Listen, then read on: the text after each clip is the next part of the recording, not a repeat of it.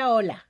Soy Vivian Tirión, narradora oral, promotora cultural, mediadora de lectura.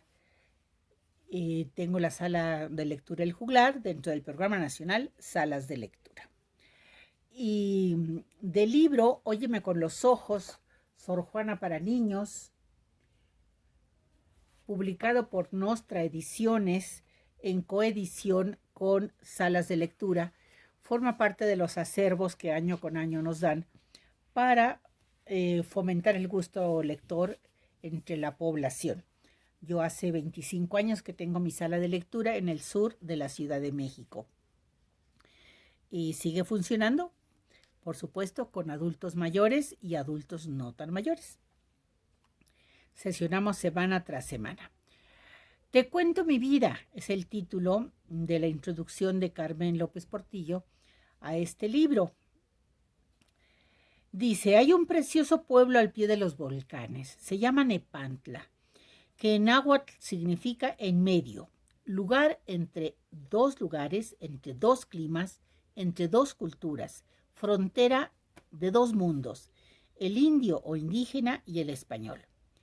Allí nació hace muchos, muchos años Sor Juana Inés de la Cruz. Un 12 de noviembre, domingo 12 de noviembre de 1651, como les decía. En una de las casas de paredes blancas de ese lugar, al pie de uno de los volcanes, el Iztaccíhuatl, y el otro, el Popocatépetl. Los volcanes en cuyas faldas está Nepantla. Nepantla fue el lugar que Sor Juana eligió para nacer. En estas tierras altas, a 210 metros de altura sobre el nivel del mar, el aire es fino y cuando empieza la primavera, la delgada agua de las nieves baja, iluminando ambas caras de los volcanes. Los rayos del sol no miran viscos como a otras partes. Qué raro. La atmósfera es tan clara que puede verse toda la meseta recortada solo por el perfil de los cerros en el horizonte. En ese valle, habitado por conejos y armadillos, golondrinas, colibríes, palomas y mariposas, aprendió los nombres de los árboles frutales, de los que comían con tanto gusto. La nuez de Castilla, el aguacate, el durazno, el tejocote, la higuera, el capulín y el membrillo. También conoció los nombres de flores y le llevaba a su mamá ramitos de nube, esas chiquititas, chiquititas blancas, y alcatraces exóticos y hermosísimos. También ramitos de lirios y de rayitos. En noviembre, mes en el que vino al mundo, se llenaban los floreros de casa de mis abuelos de Cempoalzóchitl. Aquí tengo Cempoalzóchitl, esta flor maravillosa, es una vela y un cempoal de cera. Entonces dice que en noviembre se llenaban los floreros de Cempoalzóchitl, florecita anaranjada con la que se adornan los altares de muertos. Sí, aquí tengo también mi altar de muertos todavía. Era yo traviesa, muy curiosa. Mis hermanas y yo nos escapábamos de la mirada protectora de mi madre, cuenta Sor Juana, antes de ser Sor Juana, y salíamos a jugar al huerto, al corral, a correr por el monte, entre los pinos, a escondernos en los campos sembrados de maíz. Antes de cumplir los 3 años, un día seguí a mi hermana mayor al lugar donde le enseñaban a leer y a escribir. Era Amecameca. El deseo de saber me llevó a internarme con ella en el camino y a inventarle a la maestra, que por entonces se le llamaba amiga con mayúscula, que mi mamá quería que yo también aprendiera a leer y a escribir. Y ella dijo que sí, y me fue enseñando junto con mi hermana mayor. Cuando mi mamá se dio cuenta del engaño, yo ya había aprendido. Era tanto mi gusto por el conocimiento que dejé de comer queso. Ay, ¿qué tendrá que ver el queso? Pues dice que le habían comentado que uno de los alimentos favoritos de ella, el queso, hacía que la gente se atontara y ella prefería saber a comer. Por lo tanto, quitó de su dieta todo queso posible. Vivíamos con mis abuelos en la hacienda que tenían en Panoayan, que quiere decir en náhuatl lugar de paso. Ahí había arados, bueyes, yeguas, mulas y ovejas, se criaba ganado y se sembraba maíz. Lo que más me gustaba de la hacienda era la biblioteca, donde leía con mi abuelo don Pedro. Me pasaba horas hojeando los libros con hermosas letras y láminas, dibujos detallados. En sus páginas descubrí el mundo completo. Me gustaba el olor del cuero, el olor del papel y que mi abuelo me leyera poesía en voz alta. Cuando supe que en la Ciudad de México había escuelas para estudiar, le supliqué a mi madre que me llevara. Pero en aquel entonces las mujeres no podíamos ir a la universidad. Para convencerla, le dije que me vestiría de hombre con tal de poder entrar a estudiar. Ella no aceptó. Así es que, ante su negativa, no tuve más remedio que conformarme con seguir leyendo cuanto podía en la biblioteca de mi abuelo, a pesar de que eso tampoco le gustaba mucho a mi madre. Escribí mi primer poema en 1657 y lo llamé Loa al Santísimo Sacramento. Como yo sentía mucho afecto por los indios, una parte la escribí en náhuatl. Y como a lo mejor no hablan ustedes que me están leyendo la lengua de los antiguos mexicanos, pues hay aquí una traducción al español de cada verso para que me comprendan. Dice: alabado sea por siempre, Señor de las majestades, que a los pequeños descubres tus misericordias grandes. ¿Qué podemos decir más cuando son tan insondables? Santísimo Sacramento, los misterios inefables con que en aquestos viriles os ostentáis fino amante. ¿Qué diremos todavía, divino Señor nuestro, divino Señor Jesucristo, divino escudo de jade? ¿Qué hemos de decir? Que no sabemos nada cuando te vemos consumado amor y dulzura entregándote a nosotros. Entre penetrantes resplandores, nuestra miserable pequeñez. ¿Qué puede ofrecer en tu presencia solo nuestro corazón? Lleno de fervor ante tu corazón precioso, divino, perfecto. Dice: los fines de semana acompañaba a mi abuelo al tianguis de Amecameca. En el camino me contaba de cuando era pequeño, del barco que lo trajo de España, del amor que le tuvo a mi abuela y de los muchos hijos que tuvieron. Entre ellos estaba Isabel, mi madre, que lo ayuda a administrar la hacienda. Mi abuelo murió cuando yo tenía casi 6 años. Creo que fue la persona que más me quiso en el mundo. Lo lloré mucho y estuve muy triste.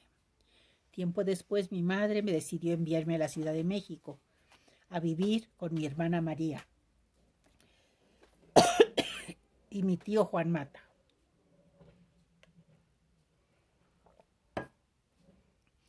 Me dolió despedirme de mis hermanas y de mi mamá, pero iba contenta. Me llevé conmigo el libro de los poetas latinos que mi abuelo me leyó tantas tardes en la biblioteca. También me llevé las ganas de conocer el mundo.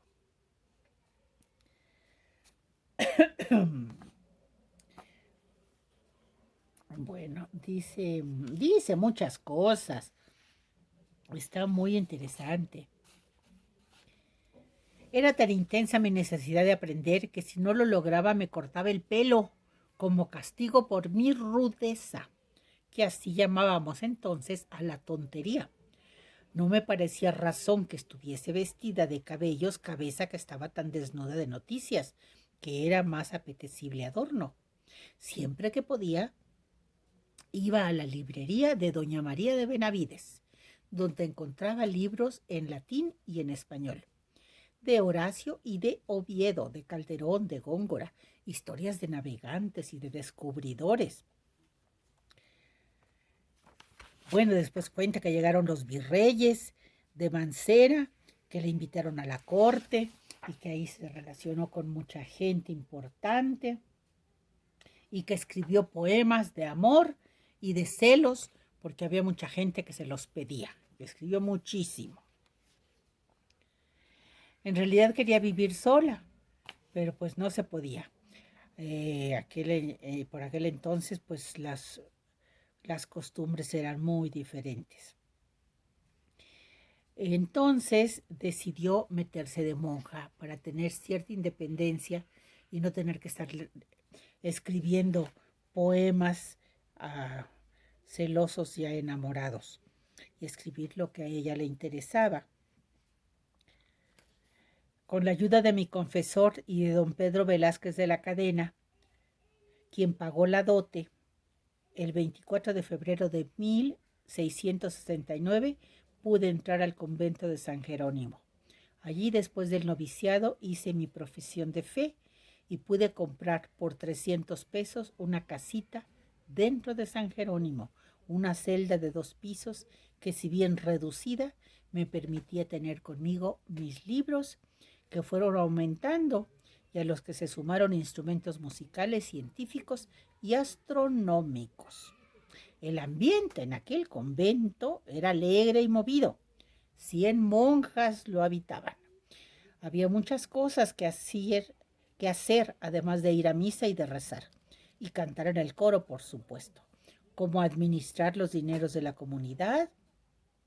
Durante años fui la contadora del convento, hacer las compras o limpiar, preparar el pan o los alimentos. Cocinando descubrí muchas cosas, como si fuera un laboratorio en el que pudiera hacer experimentos. En un librito reuní las recetas que más me gustaban. Incluso inventé una a la que le puse el nombre de Bien me sabes. A un real de leche claco de arroz remolido. Poner una medida similar de almidón, 10 yemas, todo junto se revuelve y endulza, y luego que esté a punto se echa agua de azahar. Ay, Dios, ¿a qué sabrá este bien me sabes?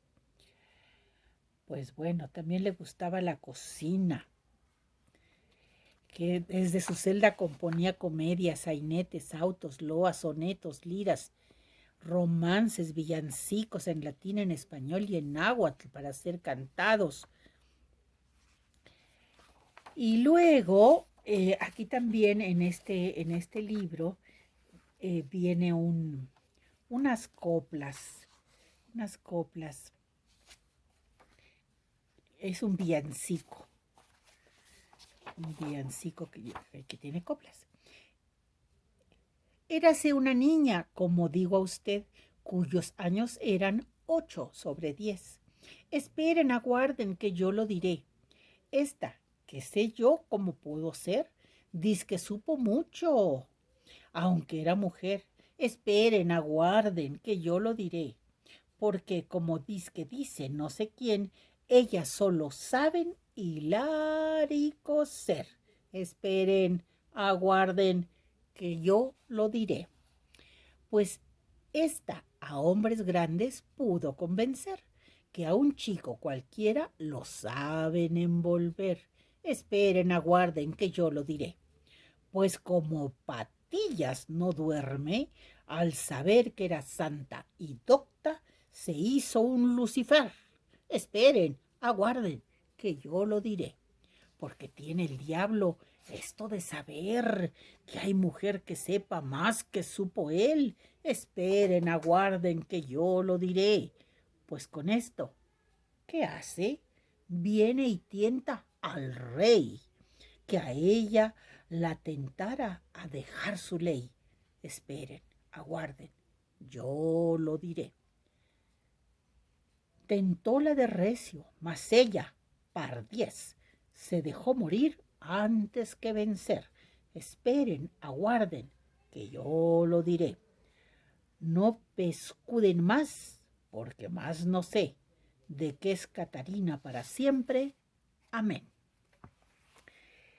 Y así pueden encontrar pues una muestra muy significativa de los trabajos de Sor Juana.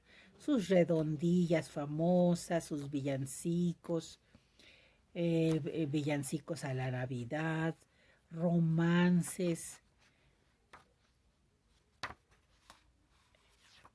los empeños de una casa, en fin. Para empezar a leer a Sor Juana, qué mejor que Óyeme con los ojos. Sor Juana para niños. Soy Vivian Tirión y les invito a leer y a celebrar leyendo el Día Nacional del Libro, 12 de noviembre. Sean felices, felices lecturas.